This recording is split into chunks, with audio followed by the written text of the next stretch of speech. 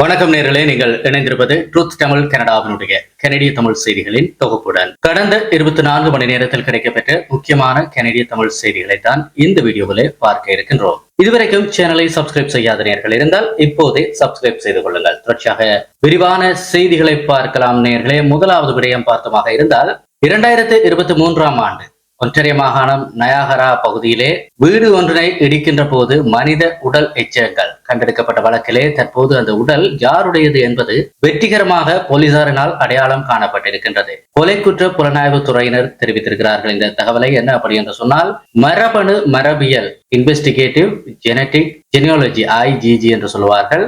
இந்த அதிநவீன தடயவியல் தொழில்நுட்பத்தின் மூலமாக விசாரணை ஒன்று விரிவாக நடத்தப்பட்டு அந்த சடலமானது பிரெண்டா மேரி லெப்லாங் என்கின்ற பெண்ணுடையது என்பது உறுதி செய்யப்பட்டிருக்கின்றது. 1990களிலே அவருடைய 30வது வயதிலே இறுதியாக காணப்பட்ட லெப்லாங் நியூ புருன்ஸ்விக் மாகாணத்தை பூர்வீகமாக கொண்டவர் என்றும் அவர் நயாகரா நீர்வீழ்ச்சி மற்றும் செயின்ட் கேத்தரின்ஸ் பகுதிகளில் வசித்து வந்ததாகவும் காவல்துறை தெரிவித்திருக்கிறது. இந்த மரணத்தை கொலை வழக்காக பதிவு செய்திருக்கின்ற காவல்துறை பொதுமக்களின் உதவியை நாடியிருக்கின்றது. இது குறித்து பேசிய ஆய்வாளர் ஆண்ட்ரூ நெவல், பிரெண்டாவை யாருக்காவது தெரிந்திருக்கலாம், அவர் யாருடன் இருந்தார், எங்கு வாழ்ந்தார் என்பது குறித்து எந்த ஒரு சிறிய தகவலாக இருந்தாலும் தயவு செய்து நயாகரா பிராந்திய காவல் சேவையினுடைய கொலை புலனாய்வு பிரிவை தொடர்பு கொள்ளுங்கள். நீங்கள் அளிக்கின்ற தகவல் பிரெண்டாவின் குடும்பத்திற்கு நீதியை பெற்றுத்தர உதவும் என்று சொல்லியும் குற்றவாளிகளை கூண்டில் நிறுத்த உதவும் என்று சொல்லியும் கோரிக்கை விடுத்திருக்கிறார்கள். நோவா ஸ்கோஷியா மாகாணம் டார்ட்மவுத் பகுதியிலே இருக்கின்ற ஒரு வீடற்றோருக்கான முகாமிலே கடந்த புதன்கிழமை பிற்பகல் நடத்தப்பட்ட ஒரு துப்பாக்கிச் சூட்டு தாக்குதல் சம்பவத்திலே நபர் ஒருவர் படுகாயமடைந்து மருத்துவமனையிலே அனுமதிக்கப்பட்டிருக்கின்றார். கிரீன் ரோட் பூங்காவிலே மதியம் சுமார் 2:30 இந்த சம்பவம் நடந்ததாக கூறி ஹாலிஃபாக்ஸ் பிராந்திய காவல்துறைக்கு தகவல் கிடைத்தது. சம்பவ இடத்துக்கு விரைந்த அதிகாரிகள் துப்பாக்கி கொண்டு பாய்ந்த நிலையிலே கிடந்த நபரை மீட்டு படுகாயங்களுடன் மருத்துவமனைக்கு அந்த நபரை அனுப்பி வைத்தார்கள். கிரீன் ரோட் பூங்கா பகுதியிலே காவல்துறையினர் அதிக அளவிலே குவிக்கப்பட்டிருக்கிறார்கள். விசாரணை ஆரம்ப கட்டத்தில் இருந்தாலும் இது ஒரு தற்செயலான தாக்குதலாக தெரியவில்லை என்று ஹாலிஃபாக்ஸ் காவல்துறை தெரிவித்திருக்கிறது. ஹாலிஃபாக்ஸ் பகுதியிலே வீடற்றோருக்கென அதிகாரபூர்வமாக ஒதுக்கப்பட்ட 2 முகாம்களில் கிரீன் ரோட் பூங்காவும் ஒன்று என்பது குறிப்பிடத்தக்கது. மிட்லாண்ட் பகுதியிலே 18 வயதான இளைஞர் ஒருவர் சுட்டுக் கொல்லப்பட்ட வழக்கிலே ஒரு வாரத்திற்கு மேலாக குற்றவாளிகள் யார் என தெரியாமல் வினாக்கள் நீடித்த நிலையிலே தற்போது ஒன்டாரியோ மாகாண காவல்துறையானது முக்கிய சாட்சி ஒருவரை அடையாளம் கண்டிருக்கின்றது. கடந்த ஜூலை 31 அன்று மிட்லாண்டில் இருக்கின்ற அடுக்குமாடி குடியிருப்பொன்றிலே எடோபிகோக் பகுதியைச் சேர்ந்த ட்ரைஸ் ஜேம்ஸ் என்கின்ற 18 வயது இளைஞர் சுட்டுக் கொல்லப்பட்டார். இந்த சம்பவம் தொடர்பாக கிங் ஸ்ட்ரீட் மற்றும் லிட்டில் லேக் பார்க் பகுதியில் காணப்பட்ட சில்வர் நிற செடான் கார் ஓட்டுநரை தற்போது காவல்துறை அடையாளம் கண்டிருக்கின்றது. இந்த சம்பவத்திலே அவர் நேரடியாக தொடர்புடையவர் இல்லை என்றாலும் அவர் ஒரு முக்கிய சாட்சியாக இருக்கலாம் என கருதப்படுகிறது. ஜூலை 31 அன்று இரவு 7 மணி முதல் 9 மணி வரை அப்பகுதியில் பதிவான புகைப்படங்கள், வீடியோக்கள், டேஷ்கேம் பதிவுகள் ஏதேனும் இருந்தால் அதை ஒப்படைக்குமாறு அதிகாரிகள் கோரியிருக்கிறார்கள். தகவல் தெரிவிக்க விரும்புவோர் தெற்கு ஜொர்ஜியன் பே OPPI 188831101122 என்கின்ற எண்ணிலோ அல்லது அனாமதேயமாக கிரைம் ஸ்டாப்பர்ஸை தொடர்பு கொள்ளலாம் என்றும் அறிவிக்கப்பட்டிருக்கிறது. ஒன்டாரியோ மாகாணம் கல்ப் நகரிலே 20 மாத குழந்தையின் மரணம் தொடர்பாக குழந்தையின் பெற்றோரான 36 வயதான ஆணுக்கும் 30 வயதான பெண்ணுக்கும் எதிராக காவல்துறை கடுமையான குற்றச்சாட்டுகளை பதிவு செய்திருக்கின்றது. கடந்த 2023 ஜனவரி 25 அன்று நகரின் மைய பகுதியில் இருக்கின்ற அவர்களது குடியிருப்பில் 20 மாத குழந்தையினுடைய சடலம் மீட்கப்பட்டது. அப்போது அந்த வீட்டில் மற்றொரு 4 வயது குழந்தையும் வசித்து வந்தது. இந்த மரணம் குறித்து நடத்தப்பட்ட விரிவான விசாரணைகளுக்கு பிறகு கடந்த செவ்வாய்க்கிழமை அன்று பெற்றோர்கள் இருவரும் கைது செய்யப்பட்டிருப்பதாக காவல்துறை தெரிவித்திருக்கிறது. இவர்கள் மீது மரணத்தை விளைவித்த குற்றவியல் அலட்சியம், அதாவது கிரிமினல் நெக்லிஜென்ஸ் காசிங் டெத் மற்றும் குழந்தைக்கு தேவையான அடிப்படை வாழ்வாதார வசதிகளை செய்து தர தவறியது ஆகிய பிரிவுகளின் கீழே குற்றச்சாட்டுகள் பதிவு செய்யப்பட்டிருக்கிறது.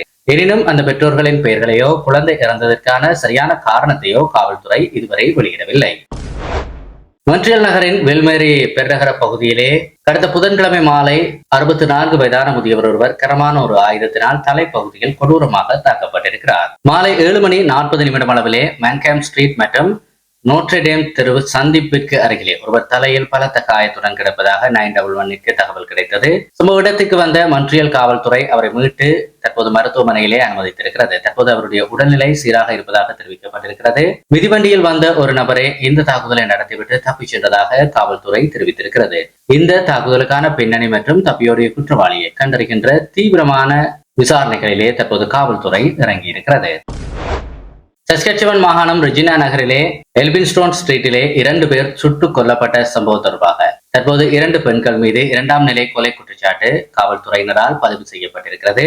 செவ்வாய்க்கிழமை அதிகாலை 4:30 அளவிலே இலக்கம் 1100 எல்பின்ஸ்டோன் ஸ்ட்ரீட்டில் இருக்கின்ற ஒரு வீட்டின் வெளியே 42 வயதான பெண் மற்றும் 37 வயதான ஆண் ஆகியோர் சுடப்பட்டு சடலமாக கிடந்தார்கள். குடும்பத்தினரின் கோரிக்கையை ஏற்று பலியான 2 பெயர்களையும் காவல்துறை வெளியிடவில்லை. இந்த சம்பவம் தொடர்பாக தப்பியோடி வீட்டின் கொல்லைப்புறத்திலே ஒளிந்து கொள்ள முயன்ற பட்ரிஷியா ஸ்டீபன்சன் என்கின்ற 19 வயதான இளம்பெண்ணை போலீசார் மோப்ப நாயின் உதவியுடன் மடக்கி பிடித்தார்கள். நாய் கடித்த காயங்களுக்காக சிகிச்சை பெற்று வந்த அவர் மீது தற்போது 2 கொலை குற்றச்சாட்டுகள் மற்றும் சட்டவிரோதமாக துப்பாக்கி வைத்திருந்த குற்றச்சாட்டு சுமத்தப்பட்டிருக்கிறது. இதற்கிடையே ரோஸ் பேர்வியர் என்கின்ற 42 வயதான நபரும் இந்த இரட்டை கொலையிலே தொடர்புடையவர் என கண்டறியப்பட்டு அவர் மீதும் குற்றச்சாட்டுகள் பதிவு செய்யப்பட்டிருக்கிறது. இருவருமே புதன்கிழமை அன்று ரெஜினா மாகாண நீதிமன்றத்திலே ஆஜர்படுத்தப்பட்டார்கள். சுமார் $26,000 அதிகமான கால்நடை மோசடியிலே ஈடுபட்டதாக குற்றம் சாட்டப்பட்ட ஸ்டெபானி ரெட்லிக் என்பவரினுடைய வழக்கு விசாரணையிலே தற்போது புதிய திருப்பம் ஏற்பட்டிருக்கிறது. நேர்களே, புதன்கிழமை மிட்லாண்டில் நடைபெறவிருந்த விசாரணையின் போது தற்காப்பு தரப்பினர் புதிய தகவல்களை சமர்ப்பித்ததால் நீதிபதி பிலாப் ஜான் பிரிசட் நீதிமன்ற நடவடிக்கைகளை ஒத்திவைத்தார். விசாரணை தொடங்குவதற்கு சில நிமிடங்களுக்கு முன்பு நீதிமன்றத்துக்கு வெளியே விலங்குகள் உரிமை ஆர்வலரான ரெட்லிக் மற்றும் அவரது தந்தை எதிர்த்து முழக்கமிட்டதால் பெரும் பதட்டம் நிலவியது. நோர்ஜோக் பகுதியில் வசிக்கின்ற 29 வயதான பிளாக்போர்ட் பெண்ணான ரெட்லிக் மீது $5,000 அதிகமான திருட்டு, மோசடி மற்றும் போலி ஆவண மோசடி குற்றச்சாட்டுகள் பதிவு செய்யப்பட்டிருக்கிறது. கடந்த 2024ஆம் ஆண்டு செப்டம்பர் மாதம் டே டவுன்ஷிப்பில் இருக்கின்ற ஒரு பண்ணையிலிருந்து குக்ஸ்டவுன் கால்நடை விற்பனை மையத்திற்கு கால்நடைகள் கொண்டு செல்லப்பட்டதில் நடந்த நிதி மற்றும் போக்குவரத்து முறைகேடுகள் தொடர்பான புகாரிலே இவர் கடந்த ஆண்டு கைது செய்யப்பட்டார். இந்த மோசடியினுடைய மொத்த மதிப்பு $26,000 அதிகம் என்று காவல்துறை தெரிவித்திருக்கிறது. இந்த வழக்கிலே அரசு தரப்பு வழக்கறிஞராக ரோபர்ட் ஜான்ஸ்டனும் ரெட்லிக் தரப்பு வழக்கறிஞராக செர்ரோப் அண்ட் அசோசியேட்ஸ் நிறுவனமும் ஆஜராகி இருக்கின்றது. இது தவிர குதிரைகளை பராமரிக்க தவறியது மற்றும் விலங்கு கொடுமை உள்ளிட்ட விலங்குகள் நல பாதுகாப்பு சட்டத்தின் கீழான 13 மாகாண குற்றச்சாட்டுகளையும் ரெட்லிக் எதிர்கொண்டு வருவது குறிப்பிடத்தக்கது. வழக்கினுடைய புதிய தகவல்களுக்காக அவர் வெள்ளிக்கிழமை மீண்டும் நீதிமன்றத்திலே ஆஜராக உத்தரவிடப்பட்டிருக்கிறது. பேஃபீல்ட் பகுதியில் இருக்கின்ற தி ஹாப் ஆன் த டாக்ஸ் என்கின்ற தன்னுடைய மகனின் உணவகத்திற்கு தீ வைத்த வழக்கிலே ஸ்ட்ராட்ஃபோர்ட்ஸை சேர்ந்த சோனியா லான்சன் என்கின்ற 62 வயதான பெண்ணுக்கான தண்டனை விவரம் தற்போது ஒத்திவைக்கப்பட்டிருக்கிறது. கெவின் லார்சன் என்பவருக்கு சொந்தமான அந்த உணவகத்திலே 2023 அக்டோபர் 17 அன்று மிகப்பெரிய தீ விபத்து ஏற்பட்டது. சிசிடிவி காட்சிகளை ஆராய்ந்த போது அக்டோபர் 13 மற்றும் 16ஆம் தேதிகளிலே 2 முறை சோனியா லான்சன் உணவகத்துக்குள் அத்துமீறி நுழைந்து தீ வைக்க முயன்றதும் அது தானாகவே அணைந்ததும் தெரிய வந்தது. இறுதியாக அக்டோபர் 17 அன்று கார்ட்வுட் பெட்டி மற்றும் டோர்ச் விளக்குடன் உள்ளே நுழைந்து எல்லாமே செயலிழக்க செய்துவிட்டு அவர் வைத்த தீயினால் கட்டிடம் முழுவதும் தீ பரவி சுமார் $1.2 மில்லியன் மதிப்பிலான சேதம் உண்டாகியது. ஒன்டாரியோ தீயணைப்பு அதிகாரி இந்த சம்பவத்தை ஒரு திட்டமிட்ட தீ வைப்பு என்று உறுதி செய்தார். செப்டம்பர் 2025 கைது செய்யப்பட்ட சோனியா லார்சன் மே 2026 தன் மீதான குற்றச்சாட்டை ஒப்புக்கொண்டார். நான் என் மன உறுதியின் எல்லைக்கு சென்று விட்டேன் என்றும் தமக்கு எதுவுமே நினைவில் இல்லை என்றும் அவர் தரப்பிலே வாதிடப்பட்டது. எனினும் ஆகஸ்ட் 12ஆம் தேதி நடைபெறவிருந்த தண்டனை வழங்குகின்ற தீர்ப்பானது தனது தாய் மீது கெவின் லார்சன் வழங்குகின்ற பாதிக்கப்பட்டவர் தாக்க அறிக்கைக்கான அதாவது விக்டிம் இம்பேக்ட் ஸ்டேட்மெண்ட்டுக்காக ஒத்திவைக்கப்பட்டு ஆகஸ்ட் 20ஆம் தேதிக்கு மாற்றப்பட்டிருக்கிறது. இந்த தீ விபத்திற்கு பிறகு ஹப் உணவகங்கள் அனைத்தும் மூடப்பட்ட நிலையிலே உணவக உரிமையாளரான கெவின் லார்சன் மீது 2024 மற்றும் 2025 பல்வேறு மோசடி குற்றச்சாட்டுகள் மொத்தமாக 46 குற்றச்சாட்டுகள் பதிவு செய்யப்பட்டு தற்போது அது 2ஆக சுருக்கப்பட்டிருக்கிறது. அவையும் நீதிமன்றத்திலே நிலுவையில் இருக்கின்ற நிலையிலே அவரது வழக்கு செப்டம்பர் 18 அன்று விசாரணைக்கு வர இருப்பதும் குறிப்பிடத்தக்கது. மேலதிகமான தகவல்கள் வருகின்ற போது அவற்றை உங்களிடம் பகிர்ந்து கொள்வோம்.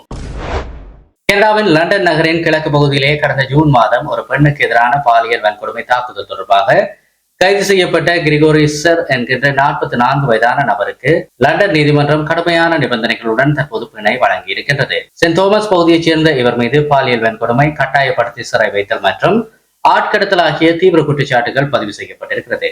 கடந்த புதன்கிழமை நடந்த ஜாமீன் விசாரணைகளுக்கு பிறகு இவருக்கு பலத்த கட்டுப்பாடுகளுடன் தற்போது பிணை வழங்கப்பட்டிருக்கிறது. இதன்படி அவர் ஹாம்பர்க் பகுதியில் இருக்கின்ற ஒரு வீட்டிலே தனது பிணைதாரரின் மேற்பார்வையின் கீழே 24 மணி நேரமும் தங்கியிருக்க வேண்டும். கணனி மற்றும் இணையத்தை பயன்படுத்தக்கூடாது, எந்த விதமான ஆயுதத்தையும் வைத்திருக்க கூடாது போன்ற நிபந்தனைகள் விதிக்கப்பட்டிருக்கிறது. செப்டம்பர் 24 அன்று இவர் மீண்டும் நீதிமன்றத்திலே ஆஜர்படுத்தப்பட இருக்கின்றார். ஆங்கஸ் பகுதியிலே கடந்த புதன்கிழமை மதியம் நடந்த ஒரு கோரமான விபத்திலே சிக்கிய ஒருவர் மருத்துவமனையிலே அனுமதிக்கப்பட்டிருக்கின்றார். பிராண்ட்வுட் சாலையிலே நண்பகல் 12:30 அளவிலே ஒரு டிரான்ஸ்போர்ட் ட்ரக்கும் ஒரு டம்ப் ட்ரக்கும் நேருக்கு நேர் மோதி விபத்துக்குள்ளாகியது. சம்பவ இடத்திற்கு உடனடியாக விரைந்த தீயணைப்பு, காவல் மற்றும் அவசர மருத்துவ பணியாளர்கள் மீட்பு பணிகளிலே ஈடுபட்டார்கள். விபத்தின் காரணமாக சிதறி கிடந்த குப்பைகள் மற்றும் வாகன பாகங்களை அகற்றும் பணிகளுக்காக அந்த பகுதி சாலையானது பல மணி நேரங்களுக்கு மூடப்பட்டிருந்ததும் குறிப்பிடத்தக்கது. எட்மண்டனிலிருந்து போர்ட் சஸ்கெட்சவன் நோக்கி பிரமாண்டமான டி-எத்தனைசர் இயந்திரத்தை சுமந்து செல்லுகின்ற ஒரு ராட்சத லொரி ஒன்று புதன்கிழமை முதல் தனது பயணத்தை தொடங்கி இருப்பதால் அந்த பகுதியிலே கடும் போக்குவரத்து நெரிசல் மற்றும் மாற்றங்கள் ஏற்படும் என தெரிவிக்கப்பட்டிருக்கிறது. இயற்கை எரிவாயு சுத்திகரிப்பிலே எதேன் வாயுவை பிரித்தெடுக்க பயன்படுத்தப்படுகின்ற இந்த இயந்திரமானது 7.7 மீட்டர் அகலமும் 10.5 மீட்டர் உயரமும் 96.6 மீட்டர் நீளமும் கொண்டது. சுமார் 7,49,142 கிலோ எடையுள்ள இந்த மாபெரும் இயந்திரமானது 448 சக்கரங்களை கொண்ட சிறப்பு இழுவை வாகனத்திலே அதிகபட்சமாக மணிக்கு 30 கிலோமீட்டர் வேகத்தில் மட்டுமே பயணிக்கும். இந்த வாகனமானது புதன்கிழமை இரவு 11 மணிக்கு எட்மண்டனில் இருந்து புறப்பட்டு 51வது அவென்யூ, ரொபர்ட் ரோட், 75வது ஸ்ட்ரீட் மற்றும் நெடுஞ்சாலை 216 மற்றும் 14 வழியாக வியாழன் காலை 5 மணிக்கு நெடுஞ்சாலை 21 வந்தடையும் என்றும் வியாழக்கிழமை பகலிலே பயணத்தை நிறுத்திவிட்டு வெள்ளிக்கிழமை அதிகாலை 2 மணிக்கு மீண்டும் தனது பயணத்தை தொடங்கி நெடுஞ்சாலை 14, 834, 15 மற்றும் ரேஞ்ச் ரோட் 220 வழியாக மதியம் DOW தளத்தை சென்றடையும் என்றும் அதிகாரிகள் குறிப்பிட்டிருக்கிறார்கள். இத்துடன் இன்றைய நாளுக்கான கனடிய செய்திகளுடைய தொகுப்பு முடிவுக்கு வருகிறது. நேயர்களே, தொடர்ச்சியாக செய்திகளை உடனுக்குடன் பெற்றுக்கொள்ள சேனலை மறக்காமல் சப்ஸ்கிரைப் செய்திருப்பதை உறுதிப்படுத்திக் கொள்ளுங்கள். நன்றி.